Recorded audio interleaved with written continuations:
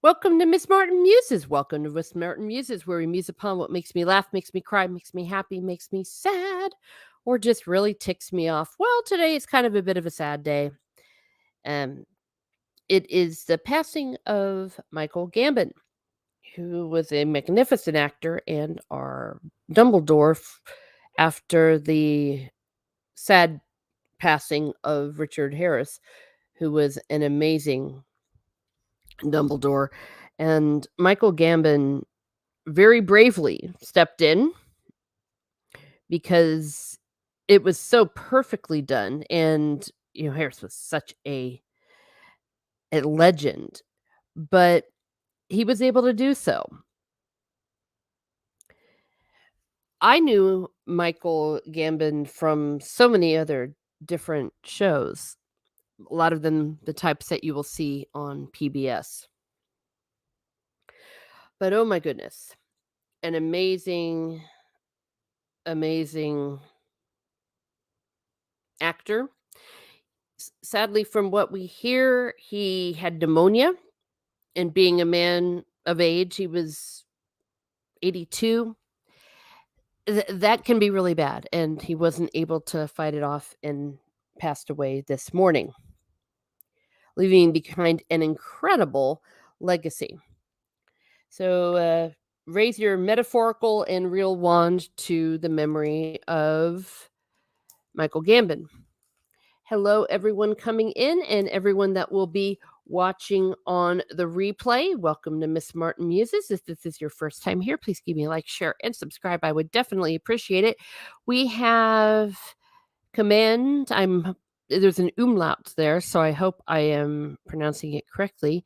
It says, raise your wands high for Michael Gambon. R.I.P. to another Potter legend. Yes, we are losing a lot of them. A lot of them are hitting 70s, 80s, even 90s. And sadly, we're losing them. But on the other hand, what great life, a great body of work so many of these have left behind. And we're going to be going through that, of course, today as I pay tribute to him. It just so happens that I have been rewatching Emma, which is one of my favorite Jane Austen books, and Michael Gambon played Emma's father in that fantastically well. So thank you everyone coming in. Just FYI just be careful with that power. Oh, thank you for the heads up. Yes, hi all, says Corey Cochran. And pneumonia took my great aunt, says Potato Revan, in 2001. Well, I'm sorry to hear that, and may she rest in peace. Yeah, my grandfather, he was about 90, 91. That was one of the many things that happened. And again, pneumonia, even though we're very lucky to have antibiotics, so it's not as fatal as it may have been in the past. In general, when you're elderly, it just sucks. But yeah, so as you all are coming in, please maybe share your favorite moments from Harry Potter or any of the other things that Michael Gambon was in. He was a Shakespearean actor, classically trained. I believe he came to the attention of the great Laurence Olivier. Like a lot of the actors you'll find in these movies from England and those PBS shows I love to watch, they are stage actors, very classically trained. And I think that's what makes them so amazing. That's what makes him so amazing. Corey Cochran says, I will be lurking to make a good radio, FYI. Oh, well, thank you very much. Thank you, and thank you for being here, Corey Cochran. Potato Reverend says, Maggie Smith must be devastated. They were friends for decades. Yes. Yeah. I've been in a lot of stage shows in the past, and I have played in pit orchestras. You bond, especially with stage. But imagine when they were all doing Harry Potter, they did it for 10 years. The kids, the actors, they grew up there. And again, while Michael Gambon came in on the 3rd movie, that's still a good chunk of time. You go through a lot together. So let's look at some of maybe the greatest moments from Michael Gambon in the Harry Potter shows. In the Harry Potter movies, this was from, of course, Half-Blood Prince Part 6. I'm assuming if at this point in the world you've been spoiled on everything Harry Potter. So there will definitely be spoilers. Here he is as headmaster. I remember very well when he made his debut as Dumbledore. I was at the midnight showing of The Prisoner of Azkaban, by many considered the best book of the Harry Potter series and by extension, the best movie. He just had a presence. I was also relieved he did not try to copy Richard Harris, because that would have just been disastrous. It wouldn't have worked. So he made Dumbledore his own. And there was that great line about when the darkness happens, you just need to turn on a light. I know that I did not say that correctly, but there it is. So here he is as headmaster, greeting everyone. And as usual, we all knew that something awful would happen because that's the way it is in Harry Potter. I have always imagined the parents that send their kids off to Hogwarts must sign one heck of a release, one heck of a, what do they call that? A non liable, non all sorts of things, because they should be able to sue the living daylights out of that school. Not only is it very dangerous for kids to be injured, they would often die as well. And you had maniacs always getting in and terrorizing the school. But yeah, there's our Dumbledore. Another picture of him looking all wise and very hippie like with his little half moon glasses. Oh, there's another one. If only all headmasters had the wisdom and the understanding of Dumbledore, that would be great. On the other hand, he also got so many of his people killed. One could argue he wasn't very good to poor Harry Potter. As Snape says, raising him as bait or raising him to be a lamb to the slaughter. Honestly, when I look at the teachers at Hogwarts, I think only McGonagall was ethical. Everyone else, I would want to see their teacher's license and their qualifications. Another great moment from The Prisoner of Azkaban. My goodness, looking at this, it just reminds me how many we have lost. The Ministry of Magic dude, he was in Sense and Sensibility with Alan Rickman.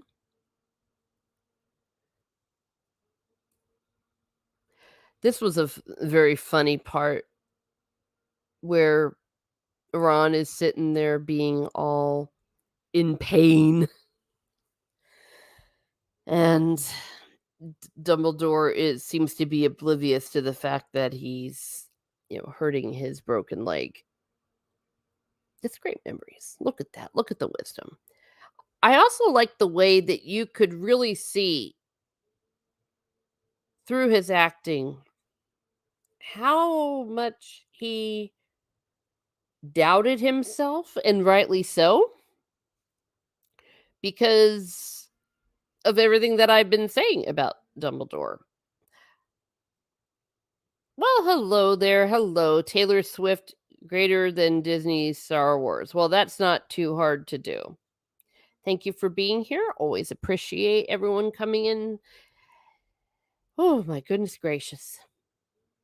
Yeah, and as you do, what's a memory you would like to share, or what would you like to say about either Michael Gambon or Dumbledore? They were talking today at my place of business. People were saying they were going to rewatch some of the movies. I probably will as well. I bought them on Blu-ray. Haven't watched them yet, but I might do it. I think I'll do a marathon. I will indeed. Well, hello, Stephen Ransom. Hello, and Godspeed, Michael. Yes, may he rest in peace. Lived a very long life. Technically, he was married for more than 50 years, but how do I say this? Kept separate households. Never got divorced, though. I want to look a little more into that eventually. No judgment. If everyone was consenting and okay with it, I guess it's okay. But yes, he definitely had two families. Oh, here we are. Snape with Dumbledore. Great acting on both men's parts. This is when Dumbledore was all shriveled. And he knew that there was not going to be any cure. Gosh darn it, I love Alan Rickman. Out of all the Harry Potter movies, the sixth and the seventh are the ones I rewatch the least. Not saying they were bad movies, it's just they were so sad, so melancholy, and not as magical. Well, I have my issues with Half Blood Prince. There were some choices made by the director that I wish he hadn't. He really botched Harry and Ginny. Made changes he didn't need to make, in my humble opinion. The first ones, especially 1 and 2, really kept faithful to the book, and it was so magical. I remember that. I remember seeing the Hogwarts for the first time and the score by John Williams. The third one also. Gosh, I love the third one. The only one that we really didn't have Voldemort in, did we? Yeah, it's good stuff. Stephen Ransom says he came in after Richard passed. He made the transition almost invisible. I love that about him. Yes. And it must have been daunting. As I mentioned this a bit earlier, to come in and fill those big shoes. But he was up for the task and made it his own. Technically, though, I still consider Richard Harris to be the Dumbledore. He was complete perfection, and it's sad that he passed as he did. I wonder what he would have done with some of these later scenes. But previously, as I mentioned, I'm glad that Michael Gambon did not try to copy that performance. Here he is after he begs Snape to do what he must. He nailed the Severus please. And here he goes to the great beyond. Maybe some men can help me answer this. The idea of having a beard like that, though, seems like a nightmare. Gosh, that would be a nightmare. If you have to tie a beard in the middle like a rubber band, is it really worth it? Why don't you just get a trim? Wait, they don't call it a trim. Whatever men do when they go to the barber with their beards. Stephen Ransom says the Potter films are one of the tests of reaction channels to see how they lean emotionally. Oh, correct. I'll tell you what, though, the emotional impact of reading The Deathly Hallows cannot be replicated. When the movie came out, I was moved by a lot of it, but Rowling just nailed it. She broke my heart. So moving. There was something about the writer at the end and his directing, the one who did the last few, that I think just missed the spirit of some of those moments. Angelo Frederick says, "Nah, gotta have the beard." Okay, well, hey, I'm all for men weighing in. It just looks really annoying to me. Now, I'm speaking as a woman with very long, very curly hair, but when I tie it up, at least it's behind me. It's not in front of me. My goodness. Why, look who it is. It is Meteor Advocate Timon. Thank you for being here, and thank you everyone who is coming in. So good to see you as we remember Michael Gambon. If you have any memories of him or the movies or anything that you would like to share, please feel free to do so or share some things about Dumbledore. I think that this is a good time to reflect on his character. It was Richard Harris that acted the scene in the first movie with the Mirror of Erised. But oh my gosh, that was Dumbledore at his best. The happiest person in the world would look into the Mirror of Erised and see himself exactly as he is. Meteor Advocate, the only thing certain in life is death, death and taxes. And betrayal. Betrayal. Dave Bob. Why, hello, Dave Bob. Never saw any of the Potter movies or read the books. Ah, well, I wasn't immediately on the bandwagon because some of the murmurings made me cautious. And then so many people that I trusted were like, don't listen to the idiots. There are people that haven't even read the books, that these books are something special. Oh, goodness. Yes, they were.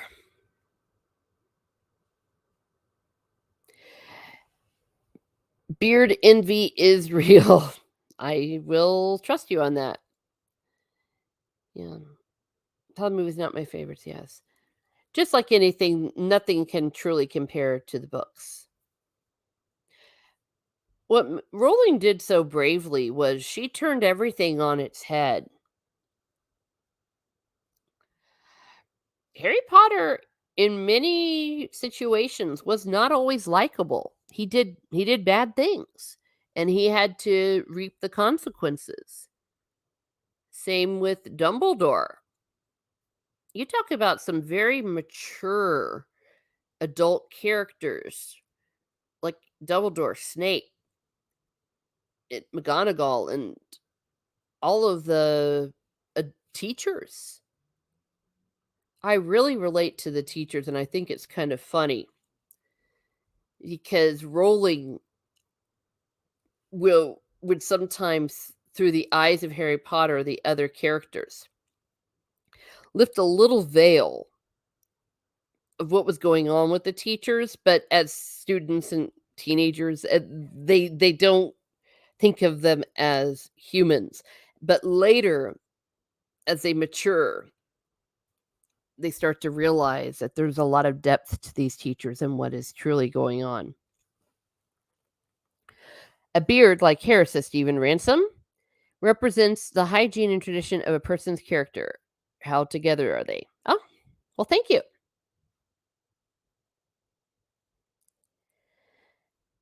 If I were a man, I would so go to the barber. I just couldn't handle it.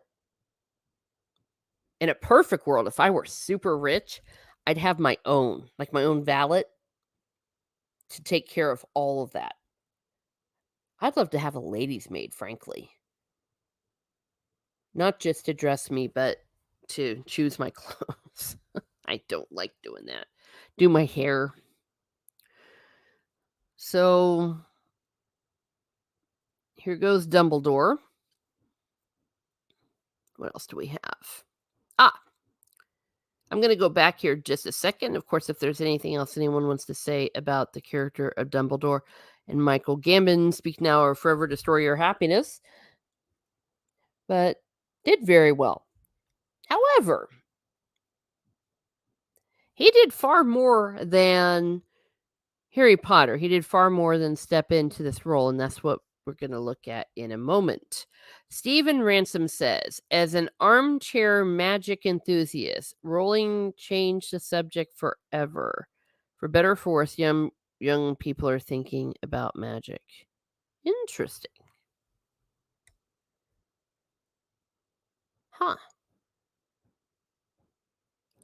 From what I understand, that wasn't her intention, and that her rules for magic were very loose.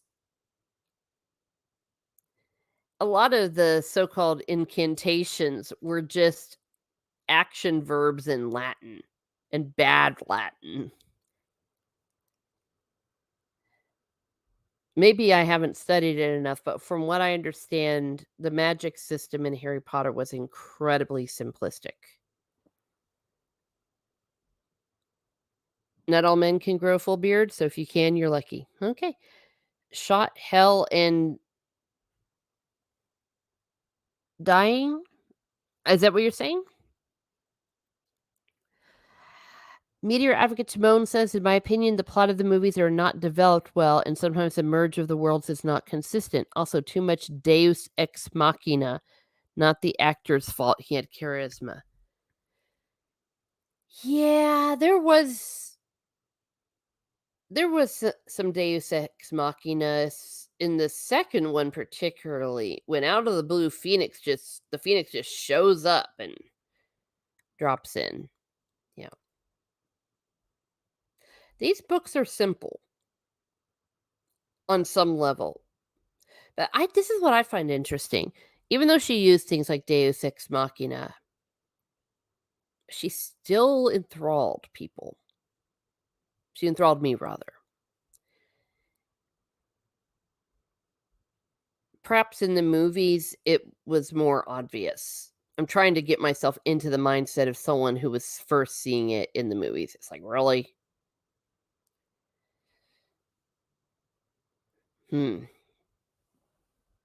Meteor Advocate Timon said he lived a long life. Not many can be as lucky. Yes, he lived to 82, and like many elderly passed away from pneumonia. A lot passed away from influenza.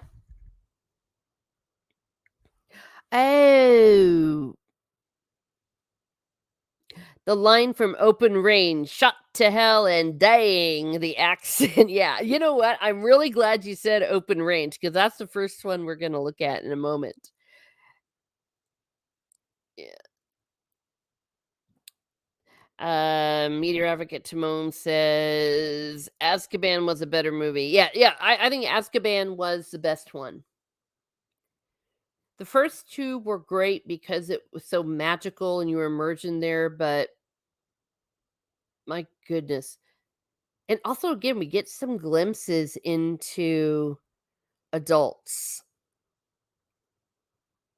what was going on behind the scenes, people that knew Lily, people that knew James Potter, people that were there when the whole Voldemort thing happened for the first time, or the big one, their grief at losing their friends. And part of the reason why they feel so close to Harry, they want to protect him. They were all besties. And of course, Harry's godfather. Uh, my gosh, that was so sad when he died.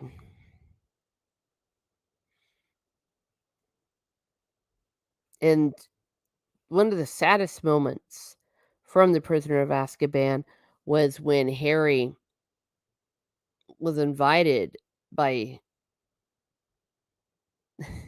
the name just went right out of my head. The Prisoner of Azkaban. He was gonna go live with him. Sirius. Thank goodness for Google. My gosh, I don't know why I forgot that. I've had a long day. Sirius Black. And and Harry was, like, so excited. He was like, "Oh my gosh, I don't have to go and live through this. I don't have to go home with my aunt and my uncle who hate me." But gosh, didn't we learn that there was some layers there? The way he and Dudley kinda came to an understanding. Yeah. Was true. Yes, you don't wanna sit through a 4-hour movie. No. Adaptations will always be imperfect. I know it's blasphemy to say this, but I'm gonna say it. Even Peter Jackson's Lord of the Rings, I thought they were great movies, but they had their flaws compared to the original source material for sure. I think because of the Rings of Power being so horrendous, people have maybe elevated him a little more than perhaps he should have. Peter Jackson was always saying he was adapting. That's always tricky. Tricky always to adapt. Stephen Ransom says her system is fictional, J.K. Rowling, but the ramifications and consequences are people that are interested in ceremonies and rituals can look into the reality. That's true. Well, and that was one of the arguments against these whole things, that it would get people curious. I'm interested, Stephen Ransom, do you think that's a good thing or a bad thing? I'm a gal that loves rituals in my Christianity, of course. The occult is not something that I go into.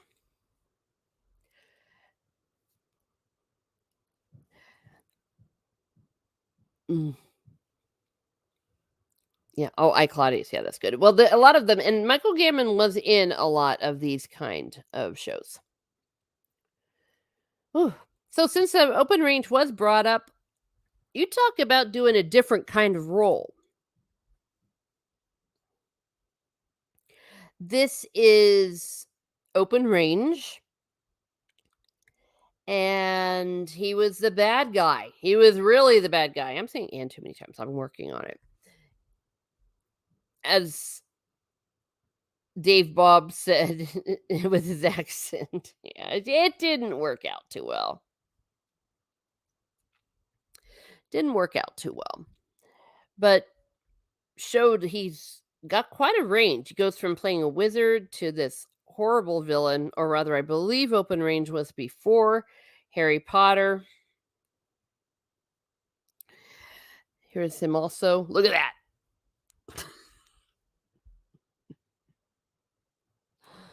Oh, goodness gracious me.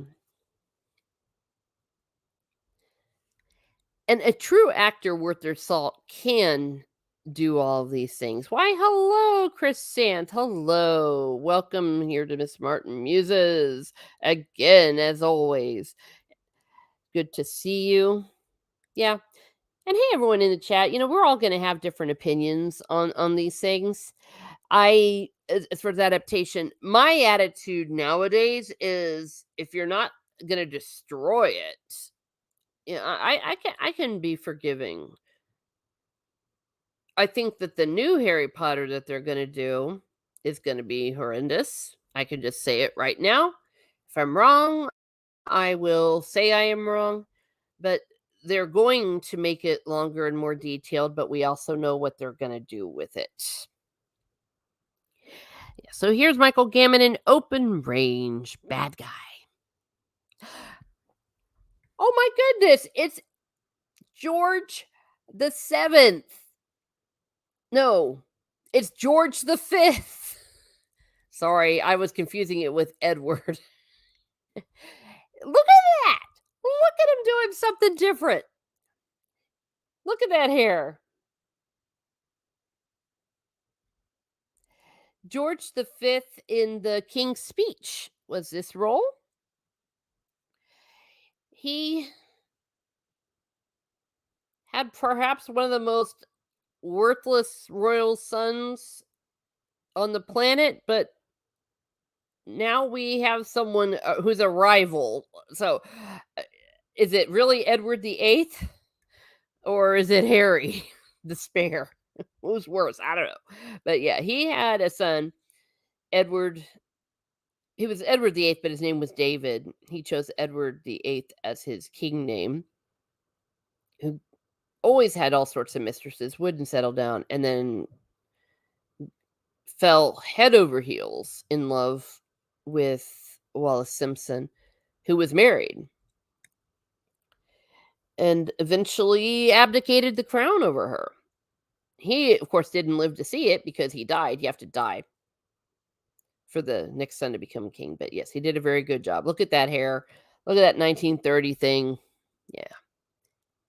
George the Fifth. And then his son, the Spare, became the heir and took the name George the Sixth. And hopefully, in a very, very long time, we will also have in England George the Seventh. Humanism, I think, is a great thing. All belief is kind of magic, no offense. So, young people going beyond science, exploring faith, exploring knowledge is always a good thing. Oh, okay. No, I asked you, and no offense taken. I only take offense when people are rude about things. It's like, hey, nothing is off the table to be discussed. People can disagree. I'm always in favor of that. It's the spirit in which it is done that I have issues. He looks like the Baron of Munchausen. Well, he could do that. He does look like it. Yeah. Yep. George V. So we've seen him be a wizard. We've seen him being George the Fifth, being a villain, open range. This is the one I'm watching right now. And so that's why he's just so much on my mind. I'm watching the 2009 version of Emma, and he plays Mr. Woodhouse, Emma's father, who is something of a hypochondriac, but also so concerned about his daughters and those around him. Some of the psychology we think behind this character is because he lost his wife. He was so afraid of losing his daughter. He was always afraid of drafts and things. So you see, he's inside with a scarf. I wouldn't say he had dementia, but he's very childlike. And Emma looked after him really well. So this is him playing that role, the fussy older man. Worried about his daughter, worried about drafts, worried about people catching their death. That they used to call that, you'll catch your death, which wasn't wrong in the Victorian era, or rather, this was not Victorian, in the before antibiotics, because you would probably die. You caught a cold and it went into something else. You didn't have anything to do about it but death. So I'm enjoying his performance in this right now. Here he is in, I believe this is, oh crap, is this Wives and Daughters? It might be Wives and Daughters. That's another one that I've just recently watched. He did a lot of classic book to screen adaptations, miniseries for BBC, and they would come over here to America as PBS. This is a widowed father who had what he thought was a worthless son, but really his son. Oh, I'm not going to say it because that might be a spoiler if you want to watch Wife and Daughters. Very fine performance. Cranford! Has anyone watched Cranford? Here he is with that really famous chick whose name I can't say. All of these dames and sirs all hung out together. Cranford was based on an Elizabeth Gaskell book. No, wait, was it Elizabeth Gaskell? I believe it was. If I'm wrong, yell at me. But these two people were in love a long, long time ago, but he wasn't suitable. So she didn't marry him. She ended up being an old maid. I hate that word, but that was really something back then. If you didn't marry, there was nothing for you and you were marginalized, people pitied you, all of that. And later in life, they reconnect and it's just really, really sweet. And he's really sweet. They were still in love. And Cranford is the name of the town. And if you haven't seen that, I would highly recommend it. It's really oh, just lovely. And he played a very small part in it, but very poignant. Talking about lost love. Another one of my favorites of his. Oh, is that it? Oh, that might be it. Yes, it is. Look, it's my notes for next week. So these were some of my favorite performances of his. He was also in Gosford Park and Brideshead Revisited. I did not like the new adaptation of Brideshead Revisited because they changed the ending and it was ridiculous and they changed lots of characters. However, the character played by Michael Gambon, previously played by Laurence Olivier, was done very well and true to the character. So, if for no other reason, maybe watch that. Gosford Park was a mystery, and everyone and their grandmothers, I think, were in this particular one. Alan Bates, Charles Dance, Stephen Fry, Richard E. Grant, Derek Jacobi, Helen Mirren, Clive Owen, Maggie Smith, Kristen Scott Thomas, Emily Watson. An amazing film. I would recommend it, and Michael Gambon did incredible, as always. Gosh darn it. I like him. So, is there any particular performance by his that you would like perhaps for me to talk about, to share? I didn't get around to his Shakespeare.